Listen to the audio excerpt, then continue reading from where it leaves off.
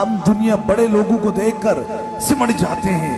اپنے چہرے کھل جاتے ہیں، کسی غریب کو دیکھتے ہیں تو خوف میں ہو جاتے ہیں، نہ جانے سے کون سی موذی مرض لگی ہوئی ہے، یہ مرض ہمیں کہیں نہیں لگ گئے، یہ تو ہمیں تاجدار مدینہ نے سکھایا نہیں تھا۔ میرے تو آقا غریبوں میں کھڑے ہوتے تھے، میرے آقا بیماروں میں کھڑے ہوتے تھے، میرے آقا پریشان حال لوگوں میں کھڑے ہوتے تھے، میرے آقا دیوانوں میں کھڑے ہوتے تھے، میرے آقا غریبوں کی سب میں کھڑے ہوتے تھے۔ کاش یہ سنت رسول اس کو کہا جاتا ہے کہ جب کوئی کسی کی داس رسی کہیں سے نہ کی جائے، وہ میرے آقا کی طرف جاتا تھا، حضور اسے محبت دیتے تھے، حضور اس کے لیے دعا کرتے تھے، رب اس پہ کرم کرتا تھا، حضور ان سے ملتے تھے۔ ہم اصل سنت تو یہ ہوتی ہے کہ جب دنیا کے لوگ دنیا سے پریشان حال ہو کر، تکلیف زدہ ہو کر اللہ والوں کی طرف جائیں، تو وہ چاہے کسی رنگ و نسل کا ہے، کتنا غریب ہے،